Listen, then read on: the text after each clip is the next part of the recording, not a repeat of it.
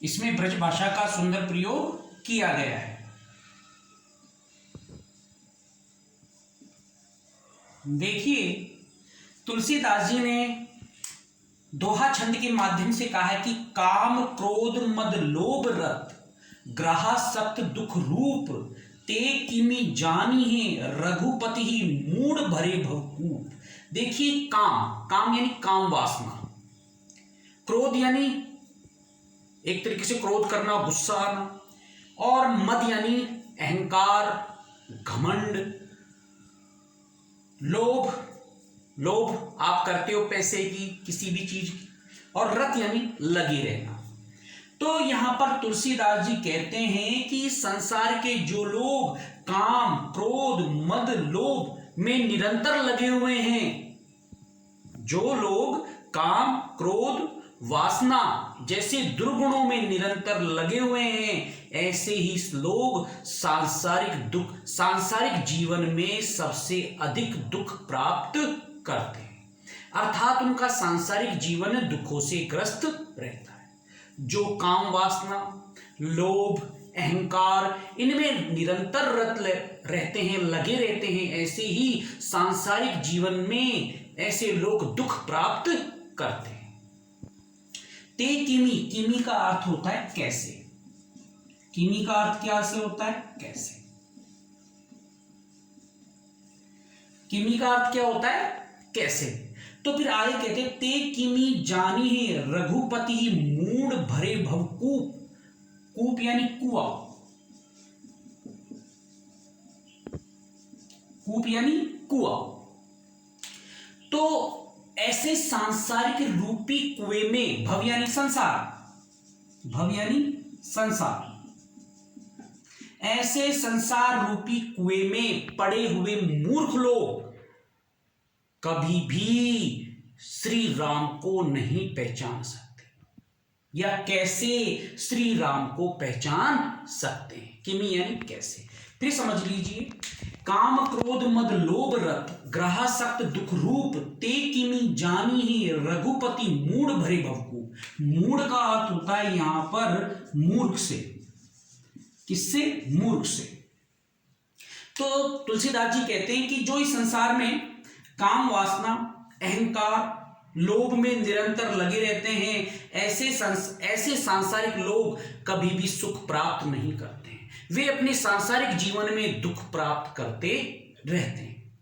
ते किमी जानी ही रघुपति मूड भरे भवकूप। भवकूप यानी ऐसे संसार रूपी कुएं में, ऐसे संसार रूपी कुएं में पड़े हुए मूर्ख लोग राम को कैसे पहचान सकते हैं, कैसे पहचान सकते हैं। अब देखिए, इसकी जो विशेष लिखोगे आप, क्या लिखोगे? एक तरीके से इसमें कौन से अलंकार का प्रयोग किया गया है आप लिख सकते हो, इसमें अनुप्रास अलंकार का सुंदर प्रयोग किया गया है। और भवकूप, देखिए भवकूप, कूप यानी कुआ और भव यानी संसार, संसार रूपी कुआ। तो ये रूपक अलंकार है। उपमेय को उपमान पर आरोपित कर देना ही रूपक अलंकार कहलाता है। काम क्रोध, काम क्रोध में कौन सा अलंकार है? अनुप्रास अलंकार।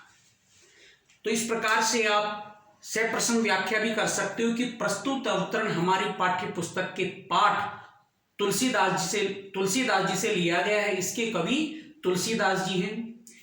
तुलसीदास जी ने इन सांसारिक दुखों का प्रमुख कारण काम वासना को माना है।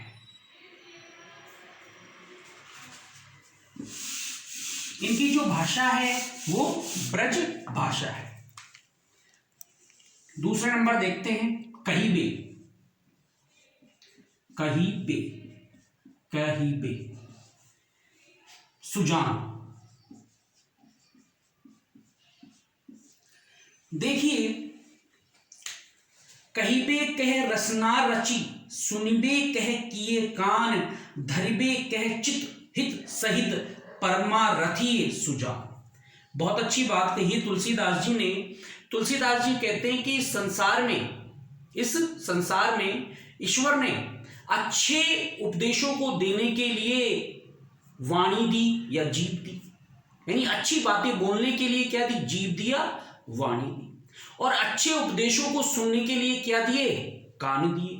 और उन्हीं उपदेशों को धारण करने के लिए क्या दिया, मन दिया। परंतु इन सभी अंगों का तभी महत्व है जब ये लोक कल्याण के लिए कार्य करें। चित्त यानी क्या होता है यहां पर, मन। और परमारथी सुजान यानी लोक कल्याण। तो फिर समझ लीजिए कि संसार में ईश्वर ने अच्छे उपदेशों को देने के लिए जीभ दी या वाणी दी, और अच्छे उपदेशों को सुनने के लिए आपके पास कान दिए ईश्वर ने, और उन्हीं उपदेशों को धरिबे यानी धरना, धारण करना, धरिबे यानी धारण करना, धरिबे यानी धारण करना, धारण करना। और उन्हीं उपदेशों को धारण करने के लिए क्या दिया, मन दिया। परंतु इन सभी अंगों का तभी तक महत्व है जब ये सभी लोक कल्याण के लिए कार्य करें।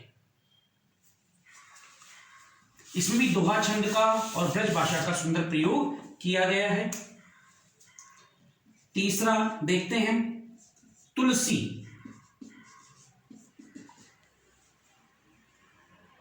लोई। देखिए, तुलसी भलो सुसंग, सुसंग यानी अच्छी संगति, पोच कुसंगति सोई, पोच यानी बुराई, पोच यानी बुराई, नाव किन्नरी तीर असी लोह बिलोकहु लोई। तुलसीदास जी कहते हैं कि जो लोग अच्छी संगति करते हैं, साधु जनों की संगति करते हैं, तो संसार के लोग उसकी प्रशंसा करते हैं।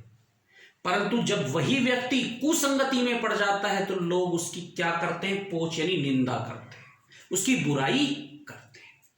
ये सब संगति का ही प्रभाव है। नाव किन्नरी तीर असी, असी यानी तलवार, असी यानी तलवार। नाव किन्नरी तीर असी लोह बिलोकहु लोई। जिस प्रकार से एक लोहे से नाव, जब एक लोहा, जिस प्रकार से एक लोहा नाव का और किन्नरी वीणा का रूप धारण कर लेता है तो उस लोहे की सभी प्रशंसा करते हैं। परंतु जब वही लोहा तीर और तलवार का रूप धारण कर लेता है तो लोग उसकी बुराई करते हैं। क्या करते हैं, बुराई करते हैं। तुलसी भलो सुसंगते पोच कुसंगति सोई, नाव किन्नरी तीर असी लोह बिलोकहु लोई। यानी उदाहरण अलंकार के माध्यम से इसको समझाना चाह रहे हैं। इसमें कौन सा अलंकार है, उदाहरण अलंकार है। उदाहरण अलंकार के माध्यम से समझाया है तुलसीदास जी ने कि जब व्यक्ति अच्छी संगति करता है, साधु जनों की संगति करता है तो लोग उसकी प्रशंसा करते हैं। परंतु जब वही व्यक्ति कुसंगति में पड़ जाता है तो उसकी लोग निंदा करते हैं, पोच यानी बुराई या निंदा करना। जिस प्रकार से एक लोहा नाव और किन्नरी वीणा का रूप धारण कर लेता है तो उसकी प्रशंसा करते हैं, परंतु जब वही लोहा तीर और तलवार का रूप धारण कर लेता है तो लोग उसकी निंदा करते हैं। यानी जब वह लोहा नाव की और वीणा का रूप धारण कर लेगा तो उसकी प्रशंसा करेंगे। चौथा पद देखिए, राम समा। देखिए, राम कृपा तुलसी सुलभ, गंग सुसंग समान, जो जल परे जो जन मिले कीजिए आपू समान। देखिए, तुलसीदास जी कहते हैं कि राम की कृपा से, सरलता से प्राप्त होने वाली गंगा और अच्छी संगति दोनों का प्रभाव समान होता है।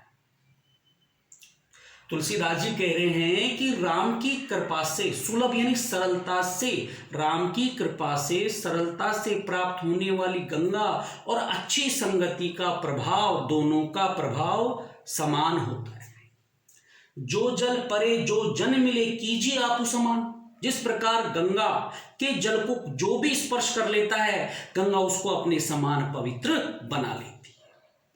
उसी प्रकार जो व्यक्ति अच्छे या सज्जनों की संगति करता है तो वह, उसके अंदर सज्जन जैसे गुण आ जाते हैं। यानी दोनों का प्रभाव, अच्छी संगति का और गंगा का, दोनों का प्रभाव यहां पर कवि ने समान बताया है। देखिए यहां पर उपदेशात्मक शैली है और अनुप्रास अलंकार का सुंदर प्रयोग किया गया है।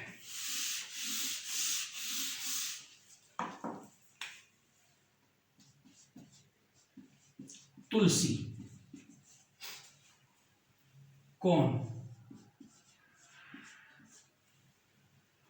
देखिए यहां पर अनुयोक्ति अलंकार के माध्यम से बहुत अच्छी बात कही है तुलसीदास जी ने। वो क्या कही, देखिए, तुलसी पावस के समय, तुलसी पावस के समय धरी कोकिल मोन, अब तो दादुर बोलिए हमें पूछिए। यहां पर अनुयोक्ति अलंकार होता है और तुलसीदास जी क्या कह रहे हैं कि तुलसी पावस के समय, पावस यानी वर्षा, तुलसीदास जी कहते हैं तुलसी पावस के समय धरी कोकिल मोन, कि वर्षा ऋतु का समय है परंतु कोयल क्या हो गई है, चुप हो गई है, उसकी मीठी वाणी कहीं पर भी सुनाई नहीं दे रही।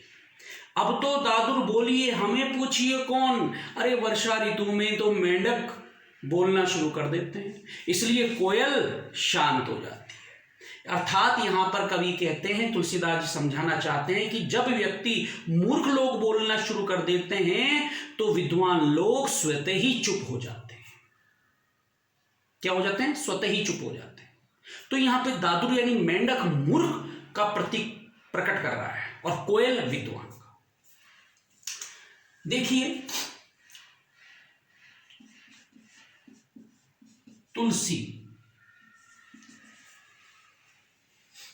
संयोग, यहां पर इस पद में कवि तुलसीदास जी भाईचारे का संदेश दे रहे हैं। देखिए, तुलसी या संसार में भांति भांति के लोग, सरसों हिलमिल चाहिए नदी नाव संयोग। तुलसीदास जी समझाना चाहते हैं कि संसार में भिन्न भिन्न जाति के, भिन्न भिन्न धर्मों के लोग रहते हैं, इसलिए सभी लोगों को भाईचारे से हिल मिलकर रहना चाहिए। कि तुलसी या संसार में भांति भांति के लोग, यानी भिन्न भिन्न प्रकार के लोग रहते हैं, परंतु सभी को हिल मिलकर भाईचारे के साथ रहना चाहिए। जिस प्रकार से नदी और नाव का सहयोग होता है, उसी प्रकार से सभी व्यक्ति को हिल मिलकर रहना चाहिए। अब देखिए यहां पर पुनरुक्ति अलंकार है। कौन सा अलंकार? पुनरुक्ति। जैसे भांति भांति, पुनरुक्ति का मतलब होता है शब्द समान दिखे, जैसे भांति भांति, अर्थात भिन्न भिन्न शब्दों की आवृत्ति हो रही है परंतु अर्थ क्या है, दोनों का समान हो रहा है, इसलिए यहां पर कौन सी अलंकार हो गया? पुनरुक्ति अलंकार।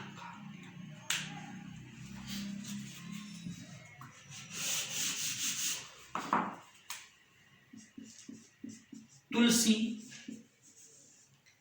एक, देखिए तुलसीदास जी कहते हैं कि तुलसी समय के सखा, धीरज धर्म विवेक साहित्य साहस सत्यव्रत राम भरोसे एक। तुलसीदास जी यहां पर सांसारिक लोगों को समझाना बता रहे हैं या समझाना चाहते हैं, उपदेश देना चाहते हैं कि इस संकट के समय, तुलसीदास जी कहते हैं कि संकट के समय व्यक्ति के जो सच्चे मित्र होते हैं, धीरज, धैर्य, अर्थात धीरज यानी धैर्य, धर्म, विवेक, साहित्य, साहस और सत्यव्रत और राम ही इस संकट की परिस्थिति में व्यक्ति के सच्चे मित्र होते हैं, वे ही उसकी सहायता करते हैं।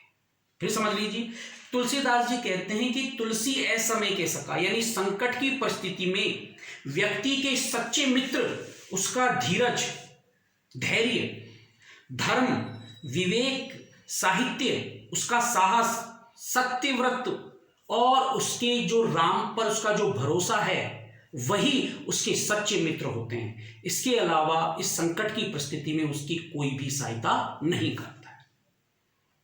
यह आपका तुलसीदास जी का चैप्टर समाप्त होता है।